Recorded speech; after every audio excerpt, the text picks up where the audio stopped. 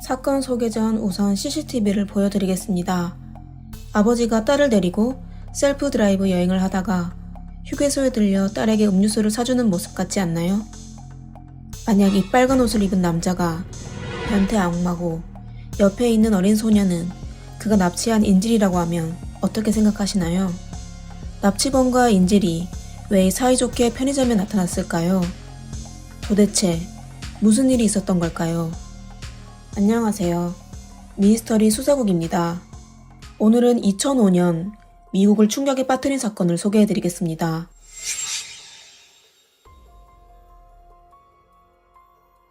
미국 아이다호주 북서부의 쿠테네 카운티 내 코달렌시라는 곳이 있었습니다. 코달렌은 야외 여행과 하이킹을 즐기는 사람이 자주 들리는 곳이었습니다.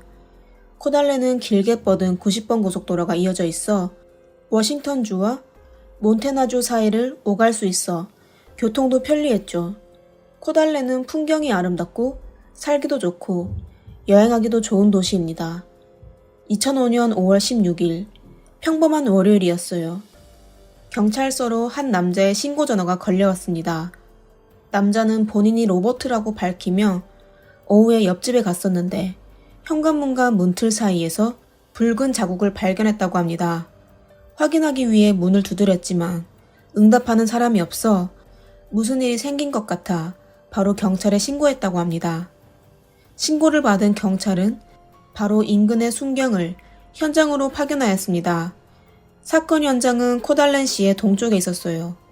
도시 중심부에서 약 17km가 떨어진 울프로치라는 교회에 있는 아주 평화로운 단독주택 단지였습니다. 사건 발생한 곳이 바로 이 주택단지의 한 주택이었습니다. 주택의 문 앞에는 무성한 풀밭이 있었고 한쪽에는 집주인이 울타리로 친 휴식과 식사를 할 수 있는 쉼터가 있었습니다. 쉼터에는 나무로 만들어진 2개의 테이블과 벤치, 야외 그릴이 있었습니다. 그리고 쉼터 앞에는 픽업 트럭이 주차되어 있었고 주택 뒤에는 관목이 있었습니다. 더 멀리는 언덕과 숲이 있었죠. 현장에 도착한 경찰 중 한 명은 이 가정에 대해 아주 잘 알고 있었습니다. 집주인은 브렌다 그린이라는 40세 여자였습니다. 그녀는 37세의 남자친구 마크 맥켄지와 전남편과 낳은 13살 큰아들 슬레이드, 9살 아들 딜런과 8살 딸 샤스타, 3명의 아이와 같이 살고 있었습니다. 경찰은 매일 순찰할 때 그들의 집 앞을 지나게 돼서 브렌다 가족에 대해 비교적 잘 알고 있었습니다. 여주인 브렌다는 전업주부로 집에서 아이들을 돌보고 있었고 마크는 스테인리스 제조 공장에서 일하고 있어 매일 워싱턴주 스포켄에 있는 공장으로 출근하여 평일 낮에는 거의 볼 수 없었습니다. 순경은 아이들과 아주 친했었죠. 둘째 아들 딜런은 늘 여동생과 문 앞에서 놀고 있어 경찰 아저씨를 볼 때마다 반가워하며 인사하였습니다. 평상시 매우 활기찬 집이 그날따라 아주 조용했어요.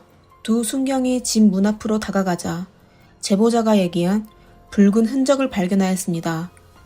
그들은 주택 뒷문으로 돌아가 상황 파악을 했는데요. 뒷문이 열려 있었으며 현관문과 똑같은 붉은 흔적이 있었습니다. 이 장면을 보게 된 경찰은 안전을 위하여 경찰서에 지원 요청을 하였습니다. 지원 경찰은 도착하자 2팀으로 나눠 한 팀은 뒷문을 지키고 한 팀은 앞문을 열어 방 안으로 들어가기로 했습니다. 앞문은 닫혀 있지만 잠겨 있지는 않았습니다. 방 안으로 들어간 후 거실 바닥에서 길게 긁혀있는 붉은 흔적을 발견하였는데요. 방 안으로 들어갈수록 더 많은 흔적을 보게 됐습니다. 그러다 누워있는 성인 여성 1명, 미성년 소년 1명, 그리고 성인 남성 1명을 발견하게 됐는데요. 그들은 전부 바닥에 엎드린 자세에 두 손은 뒤로 묶여 있었고 뒤통수는 심한 타격을 입었습니다. 그리고 범인은 성인 남성에게 원한이 있었던 것 같았어요. 성인 남자의 상처는 가장 심했었는데요. 머리는 여러 번 맞아 변형됐습니다.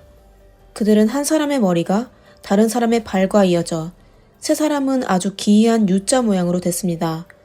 이 가족과 친분이 있는 경찰은 세 사람이 여주인 블렌다, 큰아들 슬레이드의 남자친구 마크라는 걸 바로 알게 됐습니다.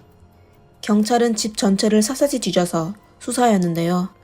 9살 아들 딜런과 8살 딸 샤스타를 찾지 못했습니다.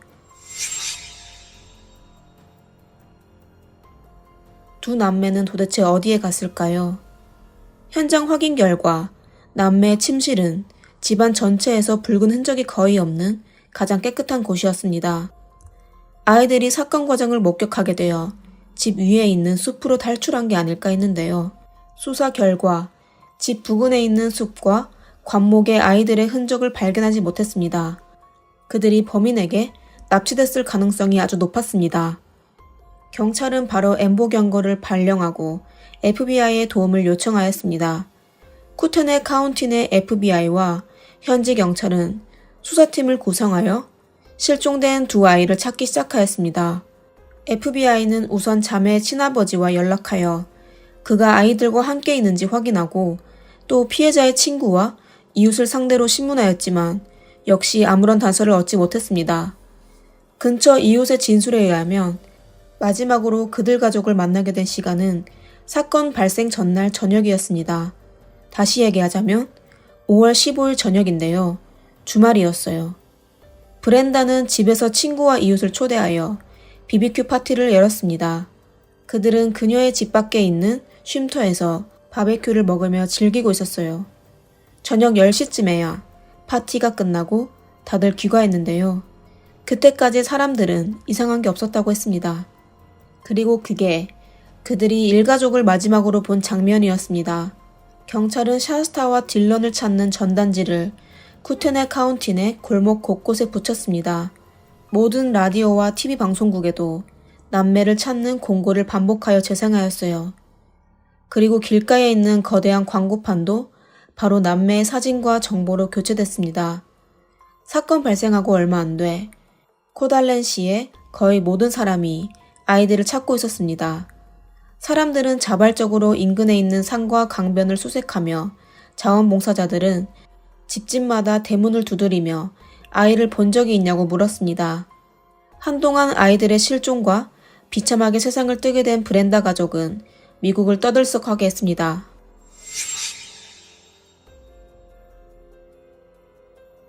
사건 현장에는 많은 흔적이 있었어요. 하지만 범인을 지적할 수 있는 유력한 단서는 찾지 못했습니다. 지문과 발자국이 전혀 없었습니다. 이건 범인이 극도로 무자비했으며 아주 교활하여 경찰의 조사를 피했을 뿐만 아니라 전과자일 가능성도 높았습니다.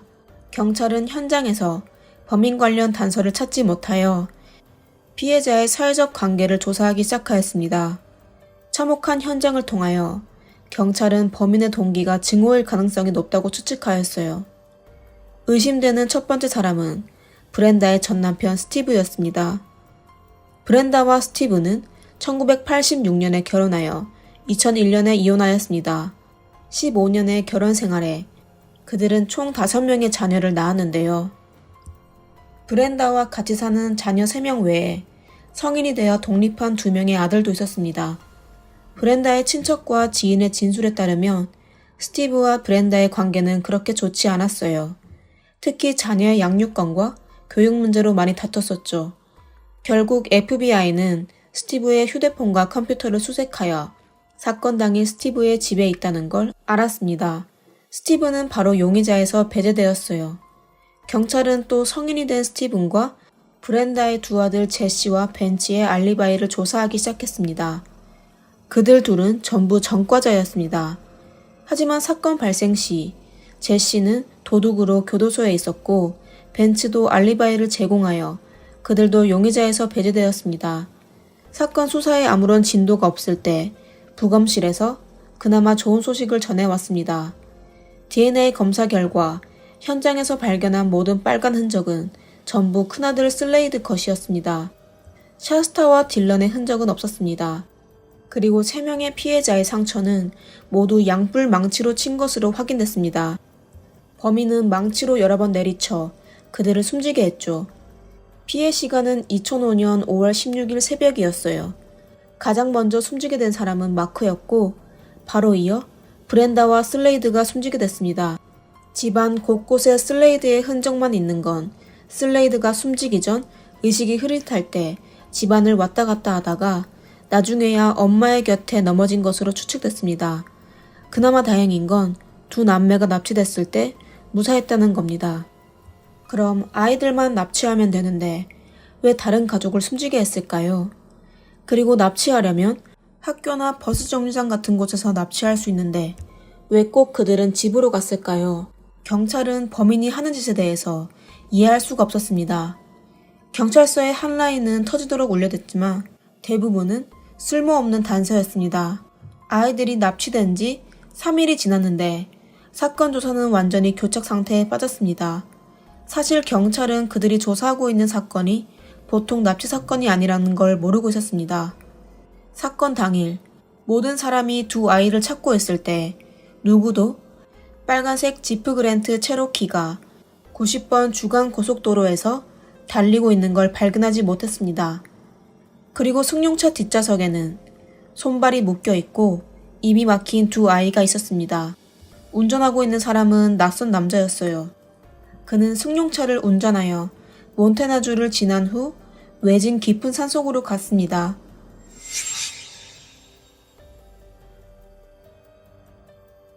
운전하고 있는 남자의 이름은 조세프 에드워드 덩컨 3세인데요. 악마 그 자체였습니다. 그는 1963년 2월 25일에 노스캐롤라이나주의 포트 그레그의 한 가정에서 이남 일녀 중 장남으로 태어났습니다. 이곳은 미국에서 가장 인구가 많은 군사기지이자 미군 육군 사령부의 소재지였어요. 그의 아버지 조셉 에드워드 덩컨은 직업 군인이었고 어머니 리리안 메이는 전업주부였어요. 일가족은 아버지의 직업 때문에 매년마다 이사해야 했습니다. 항상 아버지가 발령된 곳으로 따라가야 했죠. 덩컨은 어릴 적부터 성적만 나빴을 뿐만 아니라 성질이 아주 고약하여 동물과 친구를 자주 괴롭혔습니다. 그러다 덩컨이 15살 때 온 가족이 워싱턴주 터코마시로 이사가게 됐는데요. 그는 한 소년을 위협하여 그에게 몹쓸 짓을 하였습니다. 덩컨이 너무 무서웠는지 소년은 경찰에 신고하지 않았어요. 그러다 덩컨은 훔친 승용차를 운전하여 드라이브하다가 체포됐습니다. 판사는 그의 나이가 어려서 그를 타코마에 있는데 디슬린의 소년 목장으로 보내어 정신과 의사도 배정해줬습니다. 판사의 의도는 그를 도와주는 거였어요.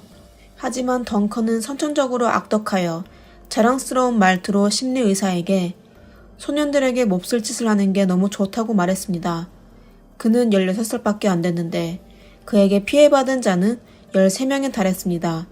덩컨이 어떻게 석방된 건지는 모르겠지만 얼마 안 돼 그는 또 범죄를 일으키기 시작하였습니다. 1980년 토코마로시에 거주하고 있을 때 그는 이웃의 집에 침입하여 사격도구를 훔쳐 한 남자아이를 납치하여 그에게 몹쓸 짓을 했습니다. 피해자 남자아이는 바로 경찰에 신고하여 덩컨은 징역 20년을 선고받았습니다. 감옥의 정신과 의사는 그가 사이코패스이자 어린 남자에게 정욕이 있는 변태라고 결론을 내려 그에게 장기간의 치료를 요구하였습니다. 그러나 14년 후 그는 감옥에서 우수수감자로 선정되어 보석으로 풀리게 됐습니다. 사실 덩컨 같은 사이코패스는 감옥 생활을 하거나 세상을 뜨지 않으면 그의 범행은 영원히 멈출 수 없었습니다. 1997년 4월 캘리포니아 보몬트에 사는 10살 소년 앤서니 마이클 마르티네스가 집 앞에서 친구들과 놀고 있었어요. 이때 한 명의 낯선 남자가 소년들에게 다가와 고양이를 잃어버렸는데 누가 대신 찾아줄래? 찾게 되면 $10를 줄게 라고 아이들을 유혹하였습니다. 하지만 그는 소년들에게 거절당했어요. 거절당하자 남자는 화를 내며 갑자기 한 손으로 앤서니를 끌어안아 승용차에 던졌습니다. 아이들이 겁을 먹어 멍하니 있을 때 그는 바로 승용차를 운전하여 현장을 떠났습니다. 앤서니가 납치된 지 2주 후 경찰은 사건 현장에서 약 80km 떨어진 인디오시에서 앤서니를 발견하였습니다. 그의 양손은 테이프로 묶여져 있었고 생전에 몹쓸 짓을 당했습니다. 경찰은 아이들의 증언을 통하여 범인의 몽타주를 만들어냈고 그가 1986년 크라이슬러 뉴요커 세단을 운전하고 있는 것과 앤서니를 묶는 테이프에서 한 조각의 오른쪽 지문을 추출했지만 그 당시 기술과 정보 보급이 좋지 않아 범인을 바로 찾을 수 있었습니다. 사실 그 범인은 덩컨이었습니다. 1997년 8월 27일 덩컨은 가석방 조건을 위반하여 체포되었습니다. 하지만 이번 감옥 생활도 그를 오래 가두지 못했어요. 3년 후 2000년에 덩컨은 다시 한번 우수수감자로 감형받아 출소하게 됐습니다. 그가 감옥을 나왔을 때 누군가가 덩컨을 기다리고 있었습니다.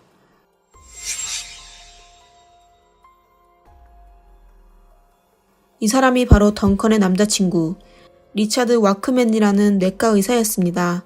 그는 노스다코타주의 파고시에 살고 있었어요.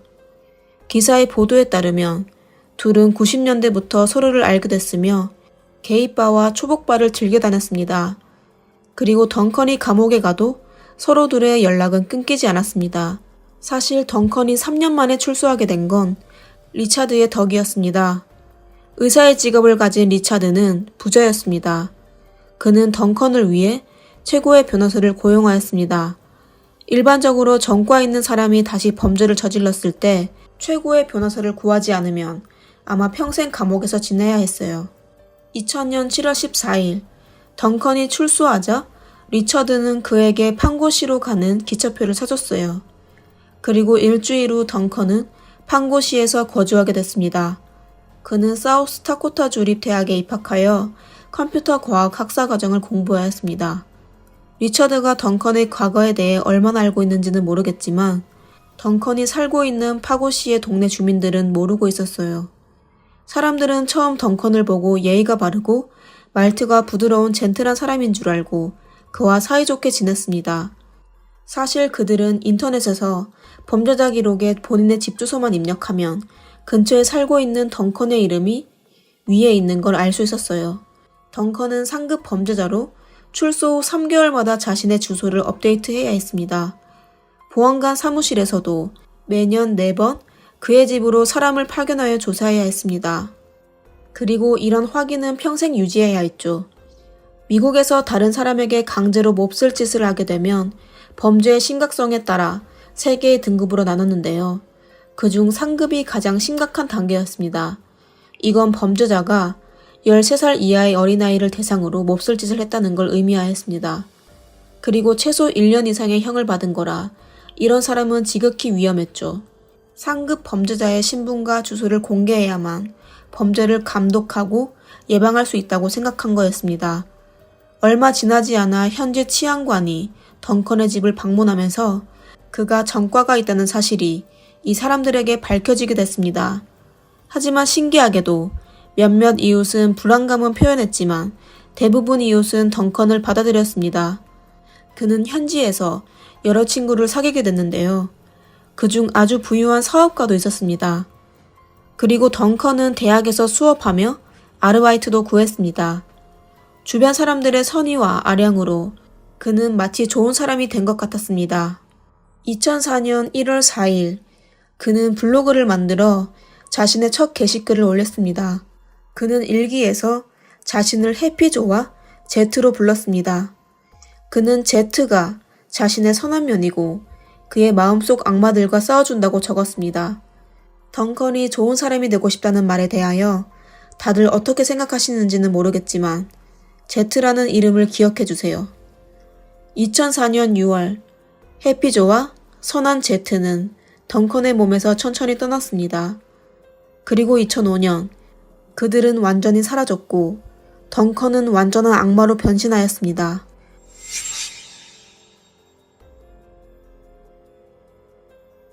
(2005년 3월 4일) 경찰은 덩컨을 체포하여 바로 기소하였습니다.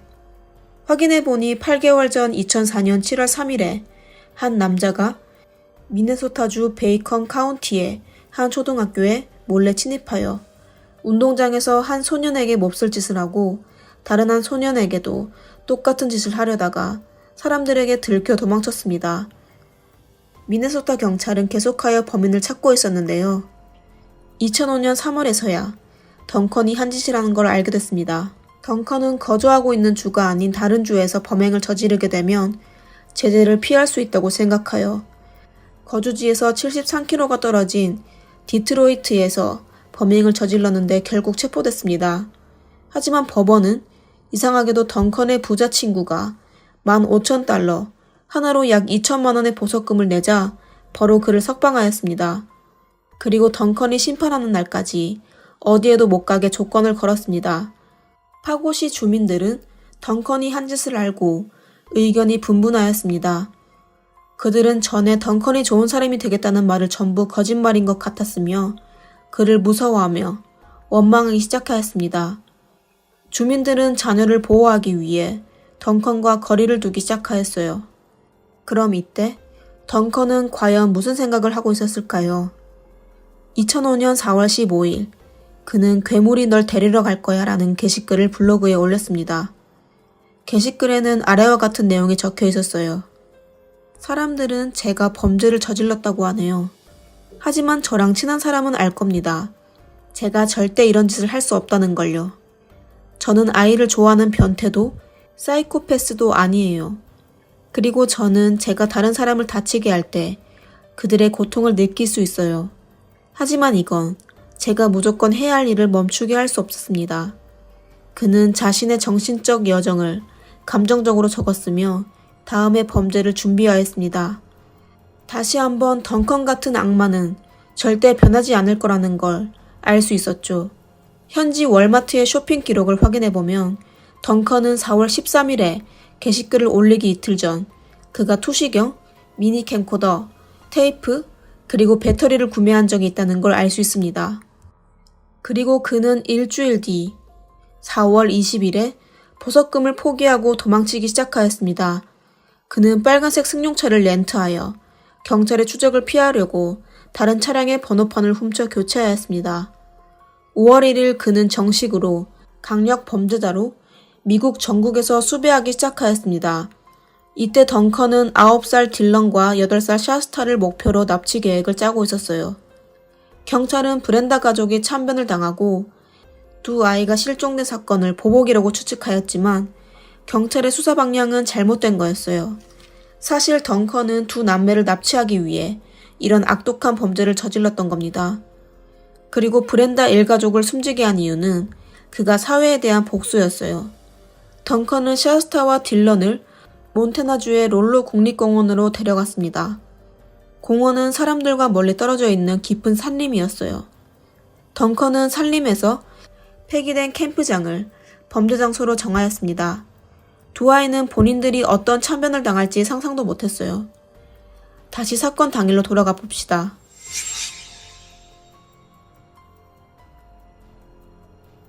8살 샤스타는 사건 당일 저녁부터 자신의 옷장에 누군가가 숨어 있는 것 같다고 오빠 딜런에게 귓속말로 무섭다고 속삭였습니다.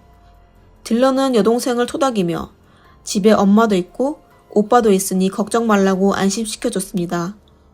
샤스타는 오빠의 위로에 곤히 잠들게 됐습니다. 몇 시간 뒤였습니다. 브렌다는 아이들을 흔들며 깨웠습니다. 브렌다는 떨리는 목소리로 아이들 보고 집에 누군가가 들어온 것 같다고 합니다. 겁에 질린 샤스타는 엄마와 오빠를 따라 거실로 갔는데요. 거실에는 검은 장갑을 낀 낯선 남자가 서 있습니다. 그의 머리에는 야시경이 있었고 손에는 사격 도구를 쥐고 있었습니다. 바로 덩컨이었습니다. 그리고 어머니의 남자친구 마크와 큰오빠 슬레이드가 전부 바닥에 엎드려 있는 모습을 보게 됐습니다. 그들의 손발은 묶여 있었고 입도 막혀 있었어요. 브렌다는 애들 둘을 데리고 도망치려고 했지만 결국 얼마 안 돼 그녀도 굴복당했습니다. 덩컨은 겁에 질려 움직이지 못하는 샤스타와 딜런의 곁으로 다가가 아이들 보고 울지 말라고 협박하며 그들을 풀밭으로 데려가 묶어놨습니다. 어린 샤스타는 집안에서 무슨 일이 벌어지고 있는지 몰랐습니다. 그냥 펑, 펑, 펑 하는 무엇을 때리는 소리와 어머니와 오빠의 흐느끼는 소리만 들렸어요. 샤스타와 딜런은 그냥 대문을 멍하니 보고만 있었습니다. 어린아이였지만 샤스타는 나쁜 사람이 엄마와 오빠를 때리고 있다는 걸 알고 있었어요. 갑자기 대문이 열렸는데요. 큰오빠가 비틀거리며 나오는 모습을 보게 됩니다. 하지만 바로 뒤따라오던 덩컨은 양뿔 망치로 어린 샤스타와 딜런 앞에서 슬레이드의 머리를 치고 그를 다시 방 안으로 끌었습니다. 그리고 얼마 안 돼 다시 나왔는데요. 그는 아이들을 풀밭에서 근처 승용차로 데려가 그들을 뒷좌석에 방치했습니다. 놀란 샤스타와 딜런은 울기만 했습니다. 오랜 시간 후 그는 승용차를 운전하다 외진 곳에 주차하였어요. 승용차의 차문이 열리자 지옥의 대문도 같이 열리게 됐습니다. 덩컨은 정신적으로도 아이들을 괴롭히기 위해 그들에게 아버지 스티브에게 편지를 쓰라고 하였어요. 샤스타는 그의 말을 들을 수밖에 없어 한 글자 한 글자 적기 시작하였습니다. 사랑하는 아버지, 많이 보고 싶었어요. 저랑 딜런은 엄마, 마크, 그리고 슬레이드가 세상 뜬 걸 알고 있어요. 많이 슬펐어요. 제시하고 벤츠도 많이 보고 싶어요. 어쩌면 다시 만날 수도 있을 거예요.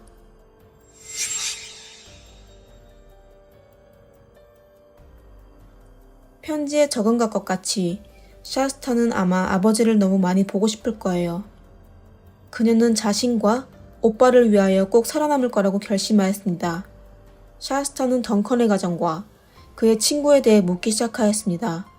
그리고 덩컨의 가족과 친구 얘기를 할 때 그의 말투가 부드러워지며 샤스타와 딜런에게보다 친절하게 대하는 걸 느껴졌습니다. 그러다 덩컨은 차츰차츰 자신이 겪은 일들과 생각을 샤스타에게 얘기해줬습니다. 어린 샤스타는 그의 말을 전부 이해할 수는 없었지만 제트라는 이름을 기억하였습니다. 매번 덩컨이 본인을 제트라고 부를 때 말투가 특히 부드러워졌기 때문이죠. 덩컨이 외출하여 생필품을 구하러 갈 때 샤스타와 딜런은 손을 잡고 서로를 위로하곤 했어요. 샤스타는 오빠를 바라보며 꼭 오빠와 같이 살아서 이곳을 떠날 거라고 약속하였습니다. 하지만 얼마 안 돼 이 약속은 샤스타가 평생 짊어져야 할 십자가가 됐습니다. 몇 주 후 어느 날 덩컨은 갑자기 사격독으로 딜런을 숨지게 했습니다. 샤스타가 겁에 질려 이 짐승보다 못한 악마가 오빠를 해치는 모습을 지켜보며 어찌할 바를 모르고 있을 때 덩컨은 아무렇지 않게 샤스타의 앞으로 다가갔습니다. 샤스타에게 어떻게 저 세상으로 가겠냐고 물었습니다. 딜런과 똑같이 사격도구를 선택할 수도 있고 아니면 목을 졸라서 숨지게 할 수도 있다고 했습니다. 오빠가 처참하게 당한 걸 지켜본 샤스타는 두 번째 수단을 선택했습니다.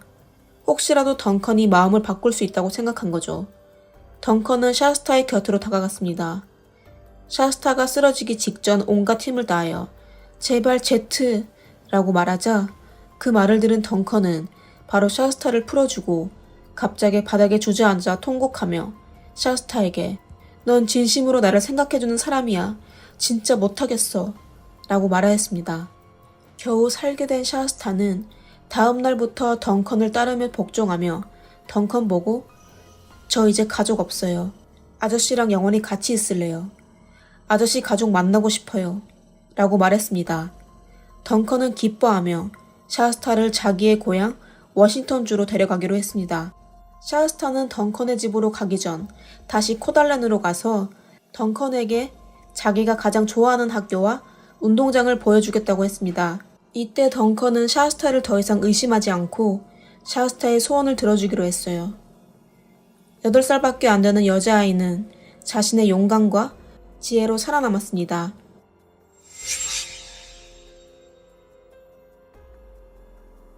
이렇게 하여 샤스타는 납치된 지 48일 만에 코달렌시에 돌아왔으며 앞에 보여드린 주유소에 도착하였습니다.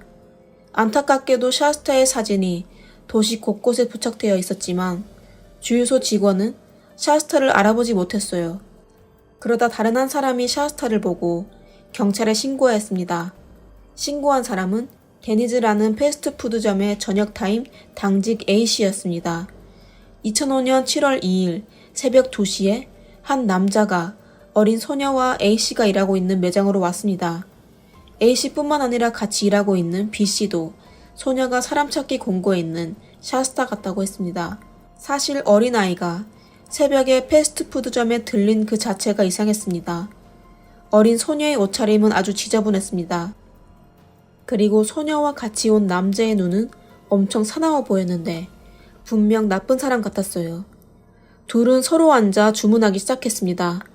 어린 소녀는 그 남자를 매우 두려워하는 것 같았습니다. 밀크쉐이크를 주문하는 것도 남자의 눈치를 봐야 했어요. A씨는 주문받으며 어린 소녀를 조심스레 살펴봤는데요. 점점 사람 찾는 공고에 있는 샤스타와 닮았다고 느껴졌습니다. A씨는 바로 같이 일하고 있는 직원 B씨에게 경찰에 신고하라고 하고 본인은 시간을 끌며 그들을 안정시켰습니다. 경찰 도착 전 남자가 계산하고 나가려고 할 때 A씨는 시스템 고장 원인으로 시간을 끌기 시작하였습니다. 몇 분 후 30명의 경찰이 도착하여 패스트푸드점을 포위하였습니다. 경찰은 샤스타의 이름을 물었는데요. 샤스타는 경찰에게 감히 자기의 진짜 이름을 알려주지 못했습니다.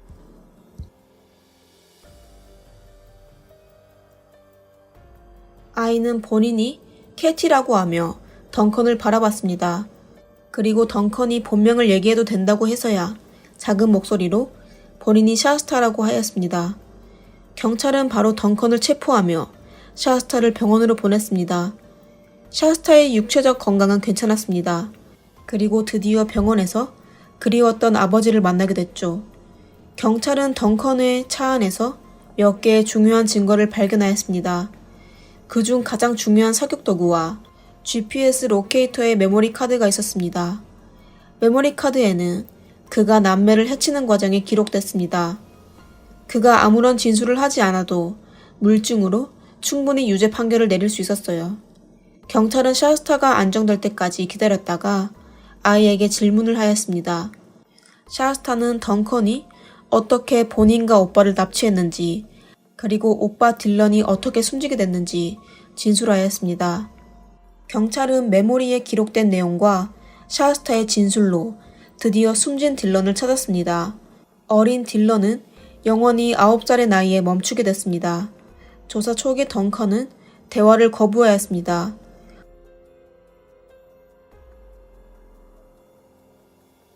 사건의 세부 사항은 샤스타가 경찰에게 제공한 거였어요.